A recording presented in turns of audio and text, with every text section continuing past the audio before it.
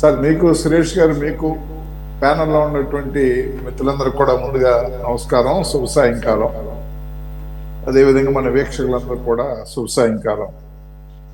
ఖచ్చితంగా కూడా చాలా దురదృష్టకరమైనటువంటి సంఘటన.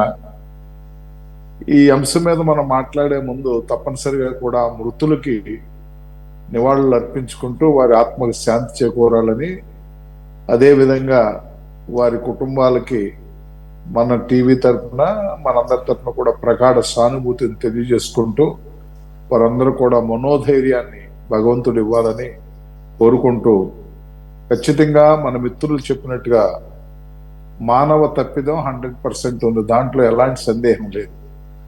ఎందుకు ఈ మాట మనం అనాల్సి వస్తుందంటే, ఆంధ్రప్రదేశ్ రాష్ట్రంలో తిరుపతి వైకుంఠ ద్వార దర్శనం, అదేవిధంగా బ్రహ్మోత్సవాల తర్వాత అత్యంత పవిత్రంగా అత్యంత భక్తిదాయంతో జరుపుకునేటువంటి మరో ఉత్సవం సింహాద్రి అప్పన్న చందనోత్సవం. ఆ చందనోత్సవం అనేది ఖచ్చితంగా కూడా వైశాఖ శుద్ధ తది నాడు జరుపుకుంటాం అనేది అది ఇక తరతరాల నుంచి వచ్చేటువంటి పరిస్థితి. అలాంటి టైంలో ఆ టెంపుల్ సంబంధించినటువంటి బాధ్యత గలటువంటి అడ్మినిస్ట్రేషన్ లో బాధ్యత వహించేటువంటి ప్రధాన వ్యక్తులు సెలవు పైన వెళ్తాం. ఆ సెలవుకు అనుమతించడం అనేది కూడా అది ఎంత మాత్రం కూడా సబబు కాదనేటువంటి నిశ్చిత అభిప్రాయంతోనే నేను వ్యక్తిగతంగా ఉన్నాను. మా పార్టీ కూడా, ఎవరైనా పార్టీల కన్నా కూడా ఏంటంటే ఎవరైనా కూడా ఇది కరెక్ట్ కాదు. అదేవిధంగా ఈ నాణ్యత ప్రమాణం లేదు. ఎందుకంటే అసలు ఎట్లా తయారవుతుందంటే, సమాజం ఎట్లా తయారవుతుందంటే యథారాజ తదా ప్రజ అనాలా, తదా ప్రజ యథారాజ అనాలా కూడా అర్థం కానటువంటి పరిస్థితుల్లో మనం ఉన్నాం.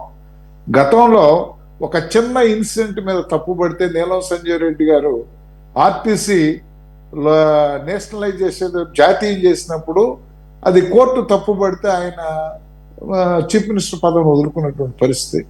అదేవిధంగా ఒక చోట రైల్వే యాక్సిడెంట్ జరిగినప్పుడు అప్పుడు జగజ్జీవన్ రావు గారు రైల్వే మినిస్టర్ గా పనిచేసినప్పుడు అటల్ బిహారీ వాజ్పేయి గారు పార్లమెంట్ లో ఆయన, ఎందుకంటే చలోక్తోలతో ఆయన స్టేట్స్మెన్ గట్టి ఆయన ఉపన్యాసుడి, జగ్మే జీవన్, రైలు ఎక్కిన వాళ్ళందరూ అనుకుంటున్నారంట జగ్మే జీవన్ రామ్ రామ్ అని మన రైల్వే మంత్రి గారు తలుచుకుంటున్నారని మాట్లాడుతుంటే ఆయన తప్పనిసరిగా కూడా రైల్వే మినిస్టర్ గారు జగజ్జీవన్ గారు రియాక్షన్ అయ్యారు.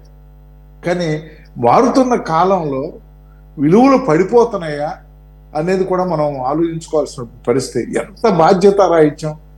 మనం టెర్రరిస్టుల దాడిలో 26-27 మంది చనిపోతే దేశం మొత్తం కూడా ఇవాళ యుద్ధం చేయటానికి సిద్ధపడేటువంటి పరిస్థితుల్లో అక్రమంగా అన్యాయంగా దేవుని దర్శనం కోసం వెళ్ళినటువంటి వ్యక్తులు కేవలం మానవుడి యొక్క నిర్లక్ష్యం వల్ల వాళ్ళు అసురు బయట అంటే నిజంగా కూడా ఆ మహేష్ ఆ శైలజ కుటుంబంలో వాళ్ళిద్దరూ కూడా యంగ్ కపుల్స్, 3 years మ్యారేజ్ అయింది, నో చిల్డ్రన్.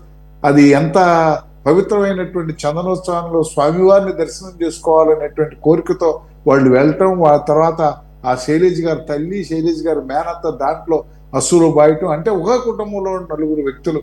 అదేవిధంగా ఈ ఈస్ట్ గోదావరికి చెందినటువంటి 2 మిత్రులు ప్రైవేటు కంపెనీల్లో జాబ్ చేసుకుంటూ వైజాగ్ లో ఉంటూ వాళ్ళంతా దాని ఏమంటారండి, ఇద్దరు కూడా ప్రాణమిత్రులు. అలాంటి ప్రాణమిత్రులు కూడా ఈవెన్ మరణంలో కూడా కలిసి ఉన్నారంట వాళ్ళిద్దరు. నిజంగా మరి అక్కడ ఒక వాళ్ళు కట్టారు, చందనోత్సవం తెలుసు, government central government 50 crores rupees ప్రసాదం అనేటువంటి స్కీమ్ కింద ఆ టెంపుల్ డెవలప్మెంట్ కు కేటాయిస్తే చందనోత్సవం 4 రోజులు ఉందనంగా వర్క్ స్టార్ట్ చేయటం అంటే, మనం కాంక్రీట్ పని ఏదైనా కూడా, సిమెంట్ పని ఏదైనా కూడా ఎంత క్యూరింగ్ ఎక్కువ ఉంటే, ఎన్ని రోజులు ఎక్కువ ఉంటే అన్ని రోజులు అది గట్టిపట్టాక అనేది ఫండమెంటల్ సిద్ధాంతం. మరి టెంపుల్ ఇంజనీరింగ్ అథారిటీస్ ఏమయ్యారో, మామూలు పబ్లిక్ వర్క్స్ డిపార్ట్మెంట్స్ ఏమైనాయో అని కూడా నాణ్యతా ప్రమాణాలను అట్లా అట్టి పెడితే నిబంధనలు ఖచ్చితంగా కూడా వాటి యొక్క పటిష్టత కోసం కొంత టైం కావాల్సినటువంటి పరిస్థితుల్లో 4 రోజుల ముందు అది కట్టడం, పునాదులు సక్రంగా లేకపోవటం, అందుకే హాలో బ్రిక్స్ అంటే ఏంటి, ఇది బిట్వీన్ ఇటుక మీద ఇటుక పేర్చుకుని మధ్యలో సిమెంట్ రాయటం. ఆ సిమెంట్ రాయటం జిగురుతో అతికి కొంతకాలం పాటు ఉండాలంటే దాని క్యూరింగ్ ఎక్కువ ఉండాలి. అలాంటి పరిస్థితుల్లో మిత్రుడు చెప్పినట్టుగా కూడా గత 10 సంవత్సరాల నుంచి ఇక్కడ వర్షం పడుతుంది అనేటువంటిది నగ్న సత్యం. తర్వాత అది ఆ వాల్ కట్టింది కూడా వర్షం నీరు ప్రొటెక్షన్ గా అనే మాట మనం ప్రింట్ మీడియాలో చూస్తుంటే మనకు తెలుస్తుంది. అలాంటి పరిస్థితుల్లో ఎంత బాధ్యత రహిత హృదయ విదారకమైనటువంటి పరిస్థితి. ప్రభుత్వం వారు కూడా ఏంటంటే prevention is better than cure అనేటువంటిది ఆలోచించకుండా ఏదో అయిపోయిన తర్వాత ఎన్ని నివేదికలు ఇస్తే ఏంటి ఉపయోగం అని చెప్పండి. ఎన్ని నివేదికలు ఇచ్చినా పోయిన ప్రాణాలను మనం విలువ కట్టగలవా? పోయిన ప్రాణాలను తీసుకురాగలవా? అయితే దురదృష్టం ఏంటంటే వాళ్ళ ప్రాణాలకు పోవటం కానీ ఈ మానవ తప్పిదం ఎంత 90% మానవ తప్పిదం ఉంటే ఒక 10% ప్రకృతి వైపరీత్యం కూడా. ఆ టైంలో వాళ్ళకి వర్షం రావటం, ఎందుకంటే కరెక్ట్ గా 3 o'clock 2 o'clock దర్శనం ప్రారంభించడం, కరెక్ట్ గా 2:30కి వర్షం రావటం, వెంటనే అది కొట్టుకుపోవటం. ఇది దురదృష్టం, చాలా దురదృష్టం. ఎవరు కూడా దీన్ని సపోర్ట్ చేసేటువంటి అంశం కాదు. ఖచ్చితంగా కూడా దీన్ని ప్రభుత్వం ఎంతో కొంత తన తప్పిదాలను ఒప్పుకుంటూ ముందుకు వెళ్లాల్సినటువంటి పరిస్థితి మాత్రం మనం ఒప్పుకు తీరాల్సిందే, అది ఎవరు ఏమైనప్పటికీ కూడా.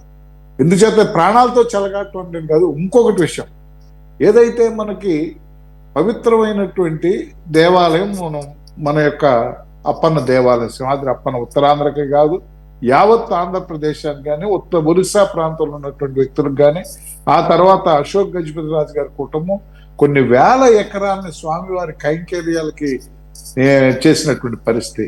అలాంటి స్వామివారి చందనోత్సవం అనేది చాలా అప్రహతితంగా బ్రహ్మాండంగా చేసేటువంటి ఉత్సవం.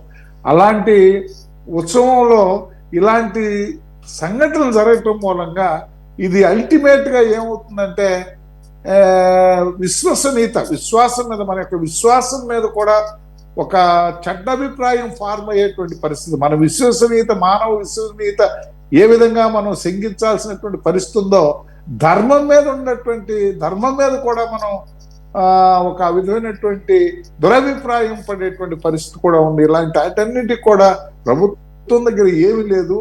ప్రభుత్వాధికారులు కేవలం ఉద్యోగాలు చేసుకునే వాళ్ళు, జీతాలు తీసుకునే వాళ్ళైనా అక్కడ ఉన్నటువంటి they are meant for the safety, welfare and all precautions to the pilgrims.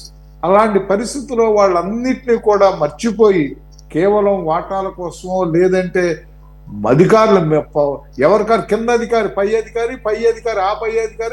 అధికారి ప్రభుత్వంలో ఉండే పెద్దల యొక్క మెప్పు పొందడానికి ప్రయత్నం చేస్తున్నారు తప్పితే మినిమం తీసుకోవాల్సినటువంటి బాధ్యతలు తీసుకోకపోవడం చాలా దురదృష్టకరం. ఎలాంటి పరిస్థితుల్లో కూడా దాన్ని మనం ఉపేక్షించాల్సిన లేదు. అయితే జరిగిందేదో జరిగింది. దీన్ని దృష్టిలో పెట్టుకుని ఏదైతే వైకుంఠ ఏకాదశి రోజు జరిగినటువంటి మెయిన్ ఇన్సిడెంట్, తర్వాత ఈ చందనోత్సవం జరిగిన మెయిన్ ఇన్సిడెంట్ దృష్టిలో పెట్టుకుని ప్రభుత్వ పెద్దలు కూడా, మేము కూడా భాగస్వామి, జనసేన పార్టీ తరఫున మేము కూడా భాగస్వామి.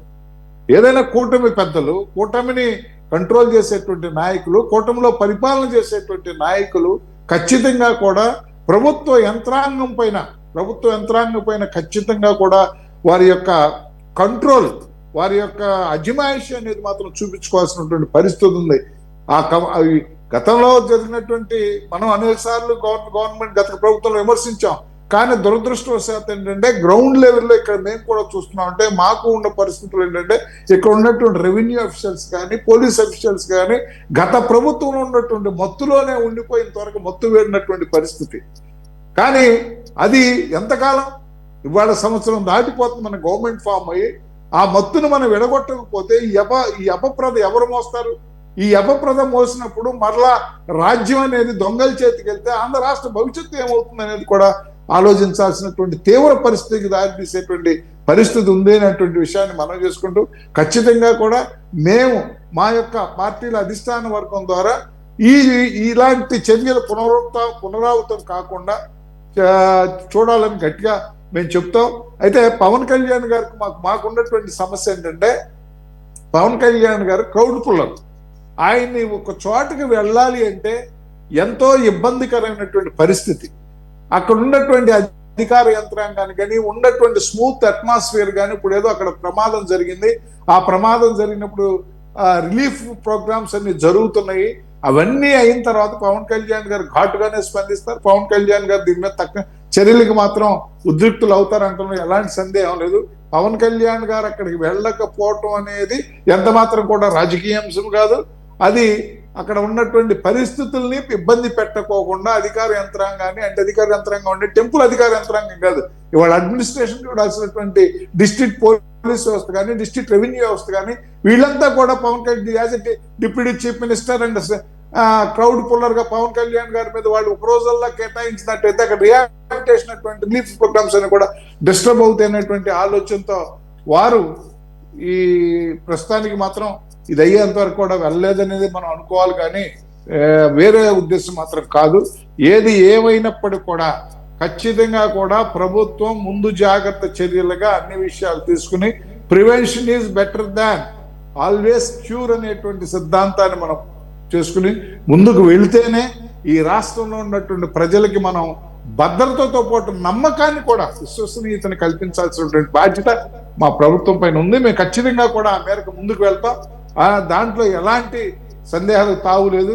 కొన్ని తప్పిదాలు జరుగుతున్నాయి, మేము కాదనేది కదా, వాటన్నిటి కూడా కవర్ చేసుకుని వెళ్తాం. ఏది ఏమైనప్పటికీ కూడా అక్కడ ఉండేటువంటి అధికారుల్ని ఎంతవరకు బాధ్యులు చేస్తారు. ఎందుకంటే అడ్మినిస్ట్రేషన్ లో ఉన్న టెంపుల్ అడ్మినిస్ట్రేషన్ ఉన్నటువంటి ఈఓ గారు వెళ్ళిపోవటం, ఎవరినో ప్రత్యేక ఈ ఫెస్టివల్ కి సెపరేట్ గా వేయటం, తర్వాత మిగతా వాళ్ళని అట్టడి పెట్టే, కానీ engineering temple engineering staff temple కూడా సెపరేట్ ఇంజనీరింగ్ అడ్మినిస్ట్రేషన్ ఉంది.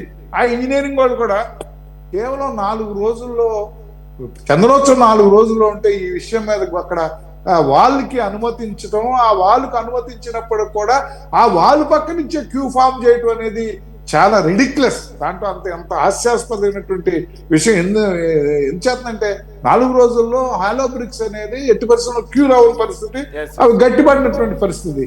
దురదృష్టం. ఏది ఏమైనప్పటికీ కూడా కొన్ని కుటుంబాలు వారి కుటుంబాల్లో మూల్యం చెల్లించుకున్నటువంటి పరిస్థితిని ఎవరు కూడా వాటిని కంపెన్సేట్ చేయలేనటువంటి పరిస్థితి. ప్రభుత్వం ఉదారంగా వారికి ఆదుకోవాలని కోరుకుంటూ, మృతులకు మరొకసారి నివాళులు అర్పించుకుంటూ, ఇలాంటి మానవ తప్పిదాలు జరగకుండా చూడాల్సినటువంటి బాధ్యత ప్రభుత్వంపై ఉంది అనేటువంటి విషయంలో ఎలాంటి సందేహం లేదు. దాంట్లో ఎలాంటి సెకండ్ థాట్ లేదు. ఖచ్చితంగా ఆ మేరకి ప్రయత్నం చేస్తారనేటువంటి ఆశిస్తూ వారికి మరొకసారి నివాళులు అర్పిస్తున్నాం. ఓకే ఓకే అండి.